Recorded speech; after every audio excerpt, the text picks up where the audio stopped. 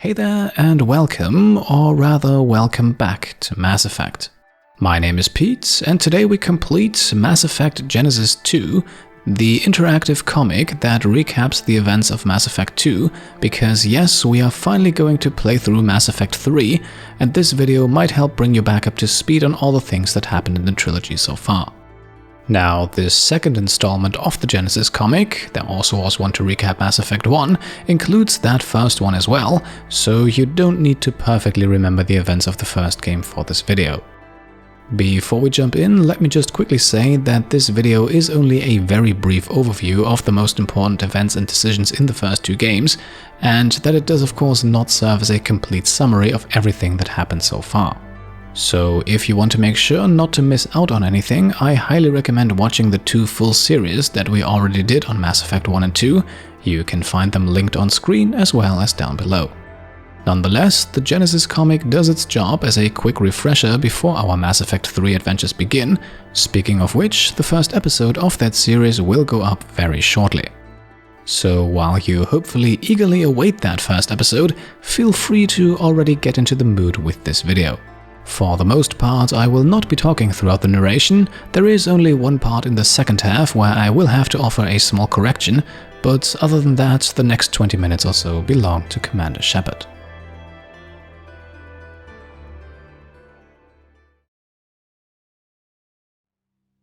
I've already lost count of the days since they relieved me of duty. Strange how years of your life can just vanish in the blink of an eye. And in a flash, you've got nothing but time. Time to reflect on everything that's happened. Hard to believe it's been only a few years since this all began. We were testing out the Normandy, Captain Anderson's new ship, when the distress call came in. An Alliance patrol on Eden Prime had been attacked. They'd seen something they couldn't explain. And whatever it was massive. I hit the ground with my lieutenant, Caden Olenko. A good kid, loyal, by the book, with a talent for biotics. We came across the lone survivor of the patrol, Gunnery Chief Ashley Williams. A soldier to the core. Tough, disciplined, ready to take on whatever came her way. Ashley joined up with us and took us to the spot where she lost her squad. That's when we saw it. The ship. Like nothing I'd ever seen. It was massive, scorching the colony and everything around it as it blasted away. We followed the path of destruction to an artifact, a beacon left by a long-dead race called the Protheans. The colony had dug it up, and whoever attacked them had tried to take it. Chief Williams made the mistake of getting too close. It hit her with some type of energy. I grabbed her and threw her out of the way. That's when it hit me. Hard. Every muscle in my body went rigid. I couldn't move, could barely breathe. Everything went black. And then I saw something. A vision, dream, a nightmare. By the time I woke up, we were halfway to the Citadel on our way to meet the Council. I was expected to explain what I'd seen. Anderson came along. So did Adina, our political representative on the Citadel. With those two heavyweights, it seemed reasonable we could persuade the Council that the ship we'd seen was a potential threat, as was the individual behind the attacks. The main suspect for the Eden Prime massacre was a Turian Spectre named Saren. He'd been seen by one of the survivors from the colony at Eden Prime, and there was some evidence to suggest that the ship was connected to Saren. But even Adina's pointed accusations weren't enough to convince the Council. They just couldn't believe one of their chosen elite Spectres could be guilty of something like that. They needed proof, which meant I needed proof. Fortunately, I wasn't alone in my search. Garrus, another Turian, wanted to help. A top agent for Citadel Security. Despite orders from his superiors that he shouldn't get involved, he told me he was suspicious of Saren, and he had some useful leads. More importantly, he was willing to share them. That led me to Rex, the biggest, nastiest-looking Krogan bounty hunter I'd ever seen. He turned out to be more than just a brute. It was his intel that led to a fugitive with incriminating evidence on Saren. The fugitive turned out to be an energetic little Quarian named Tali. A tech expert with a knack for hacking, she'd procured some information on Saren. Evidence that proved Saren was dirty.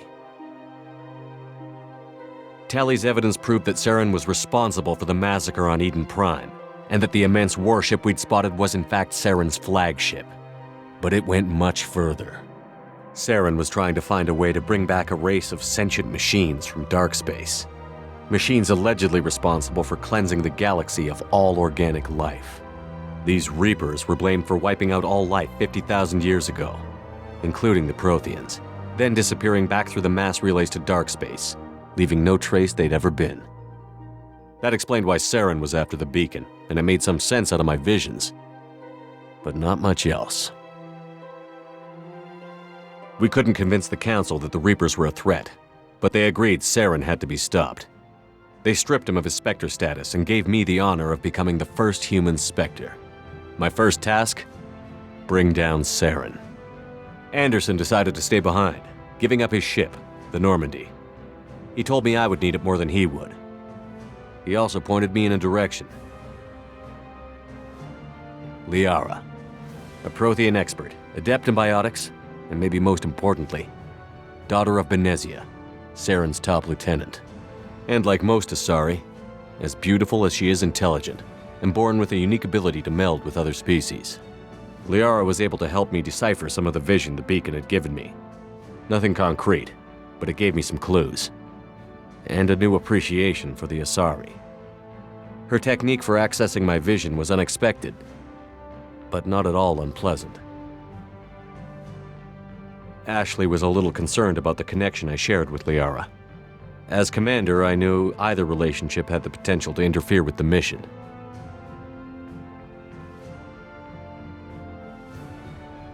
I told Liara about how I felt. Apparently, she'd felt it too. But we agreed we wouldn't let it get in the way of our mission. Finding Saren. Thanks to Liara's help, we had our next lead. Benezia. Saren had taken her to Novaria, where he'd enslaved a dangerous race of insect-like creatures, the Rachni. He ordered Benezia to use the same technique Liara had used on me to extract information from the Rachni Queen. The Queen's drones were everywhere, and they weren't happy. We had to fight through hundreds of them to get to Benezia. By the time we arrived, Saren was gone.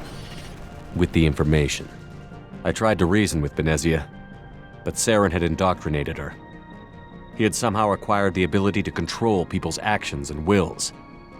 Benezia wouldn't surrender, and Liara was forced to watch her mother die in her arms. And I was left with an angry, dangerous Rachni Queen to deal with. She claimed her drones would do no harm if I released her. But the Rachni had terrorized the galaxy before.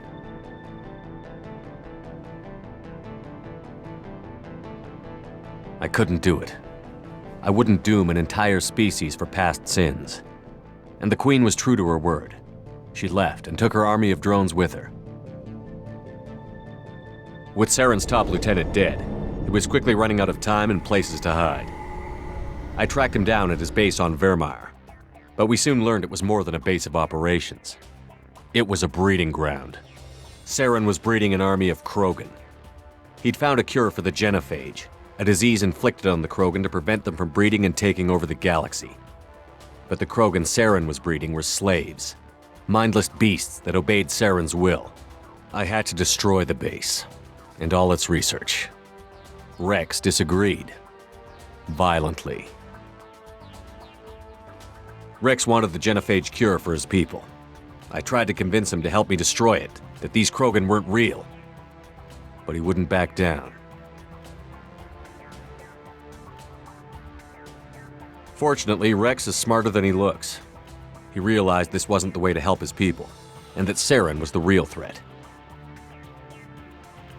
When we finally got to the center of the base, I realized just how close Saren was to completing his plan. He was already in communication with the Reapers. Sovereign, Saren's flagship we'd all assumed was just a ship, was a Reaper. It spoke to me, threatened me. I could feel the menace it had for every living thing. It wanted me dead. It wanted us all dead. And I knew it was capable of doing just that. What I couldn't understand was why Saren would help it. But there was no time to think about it. Sovereign knew where we were. We had to destroy the base and get the hell out. I split up my team in 2 squads, sending Ash with one and Caden with the other as a distraction. We had a nuke, and we planned to use it. Before we could detonate the bomb, Saren showed up. We fought. I stalled him to make time for my team.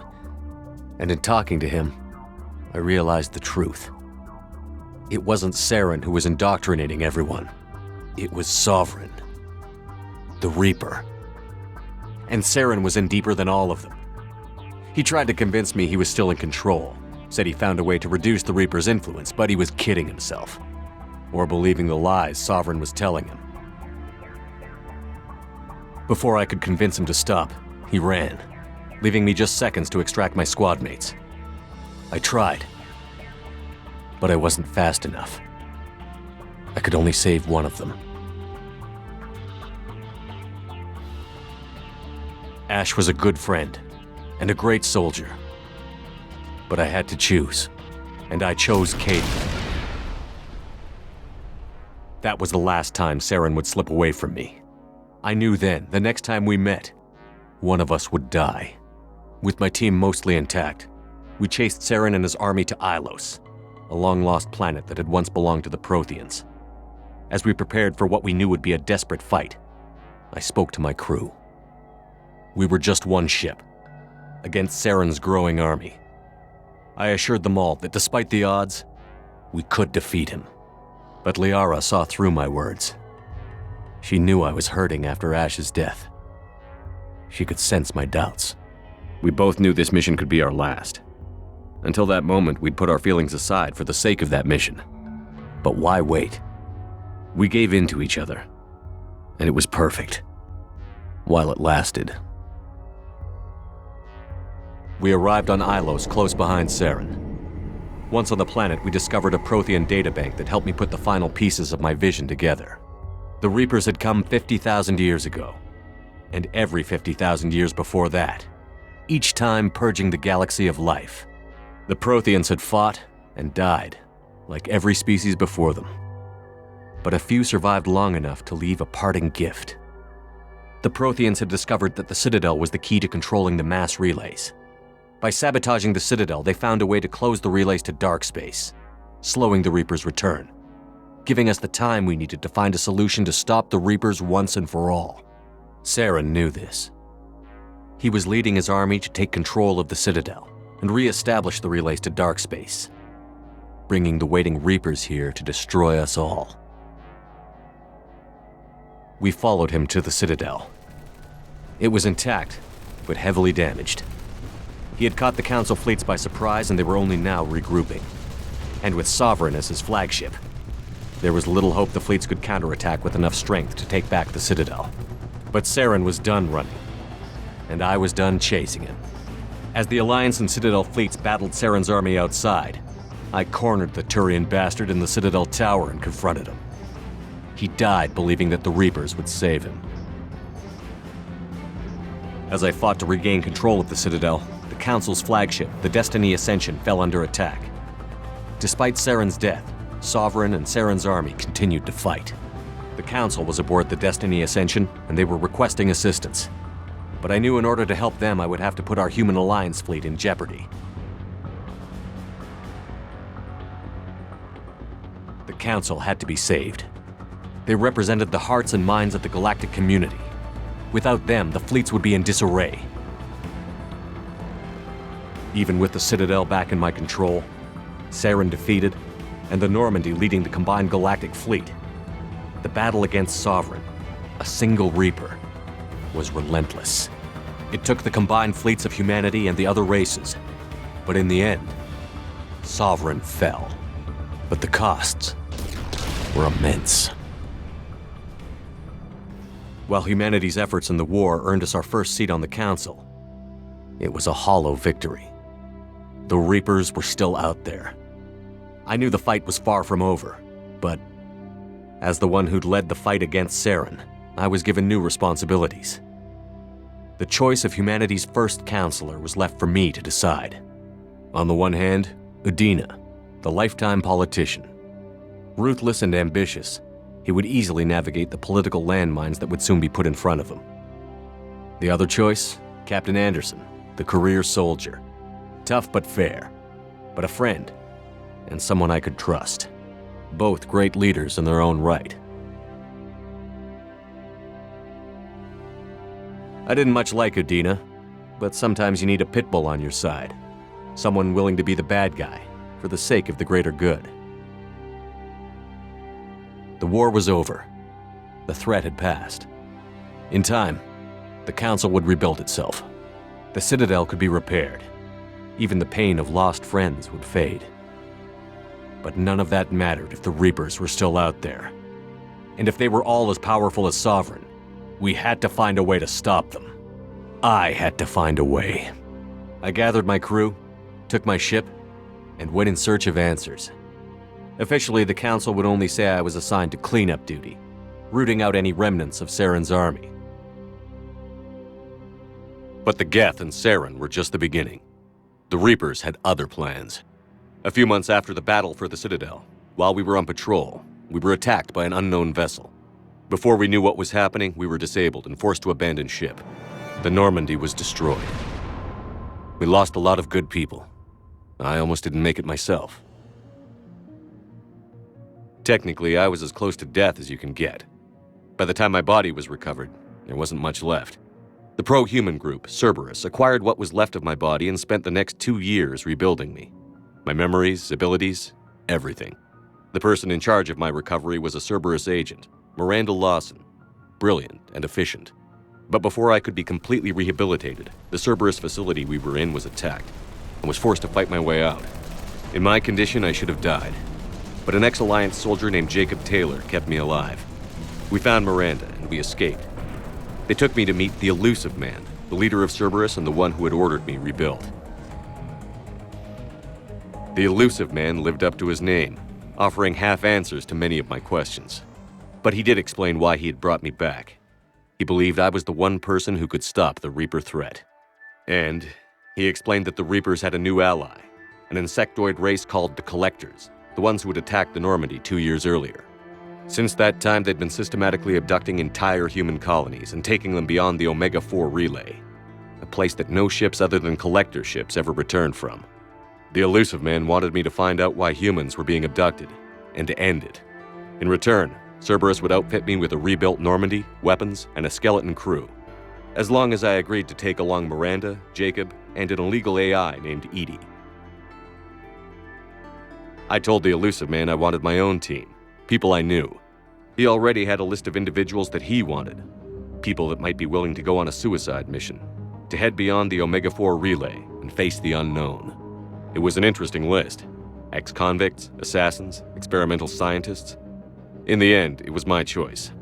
It would take time and effort to recruit them all, and with more humans disappearing every day, I wasn't sure I should bother.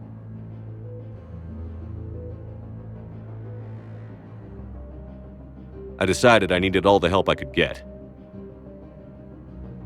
Recruiting the team took me all over the galaxy. Along the way, I met some old friends. They were quick to join, despite the risks. As for the rest, finding them and convincing them to join me on a suicide mission was difficult. But keeping them from killing each other was next to impossible. They only had to stay alive long enough to complete the mission. I wasn't sure what difference it would make if they were happy doing it.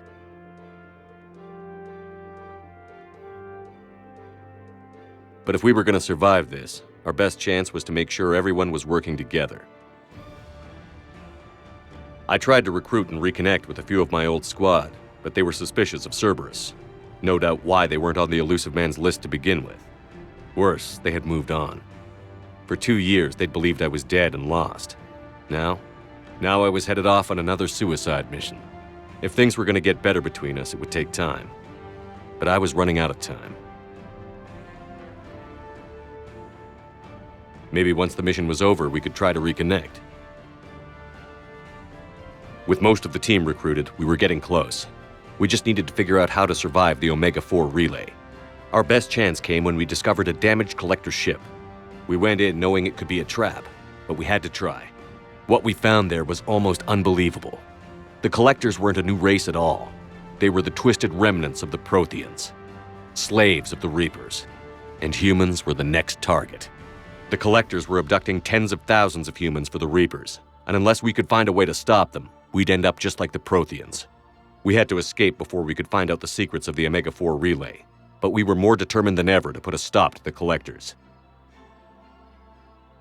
All we needed now was a way through the relay. Edie had figured out what we needed, and the elusive man knew where to find it. We stole parts from a derelict Reaper to mask our ship's signature, to make the Normandy appear as a Reaper and allow us safe passage. As soon as we had what we needed, Joker and Edie began testing. But while I was away on a mission with the team, the collectors attacked the Normandy, determined to destroy it before we could finish the tests. Joker and Edie did their best to fight them off. They saved the ship, but the entire crew was abducted, taken beyond the Omega-4 relay. Jacob wanted to go immediately and rescue the crew. Edie and Miranda wanted more time to prepare before we attacked. Alright, now this is the point where I have to quickly interrupt because, well, in our Mass Effect 2 playthrough, we actually did both. The ship was already fully upgraded and most of our squad's loyalty missions completed when our crew was abducted, so we were able to more or less embark on the rescue mission immediately. Now, the prepare option here fits a bit better narratively, but the comic unfortunately assumes that some sacrifices had to be made either way, so don't worry when in just a moment Shepard will tell you that some of the crew died during the mission. In our playthrough that was not the case and everyone made it out alive, and that result is also the one imported into our Mass Effect 3 series. I just wanted to briefly mention that since the comic is sadly somewhat limited in regards to the outcomes of this mission. We only had one chance to attack the collectors. I knew we had to be ready before we went, even if it meant sacrificing the crew. I gathered everyone to go over the plan. We all knew this was likely a one-way ticket. The team was ready, but they were nervous. We knew this could be our last day together. We were scared and looking for reassurance. Some of us found it in each other.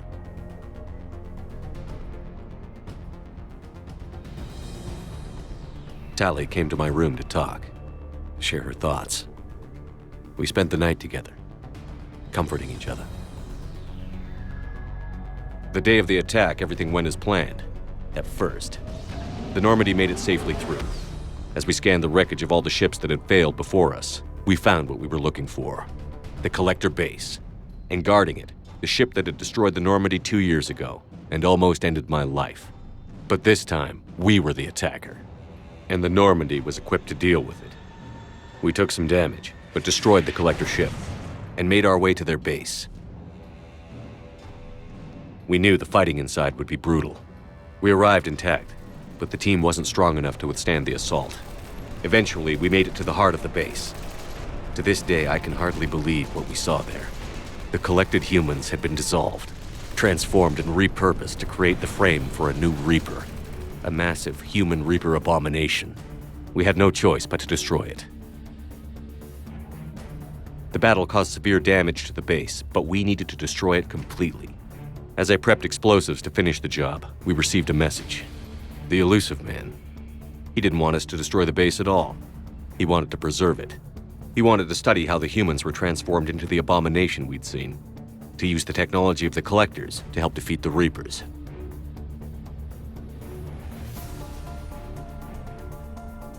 I always suspected the elusive man had his own motives, but I couldn't agree with him on this.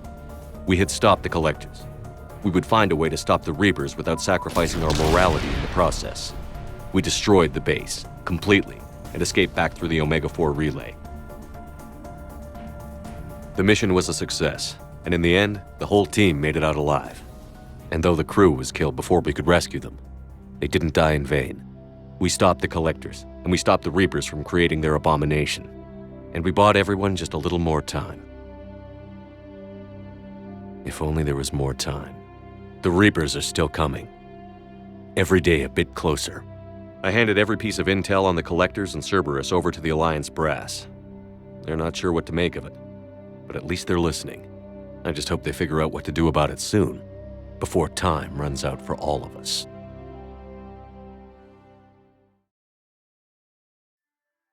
And there we are. I hope this quick recap of Mass Effect 1 and 2 was able to refresh your memory a bit before jumping into Mass Effect 3.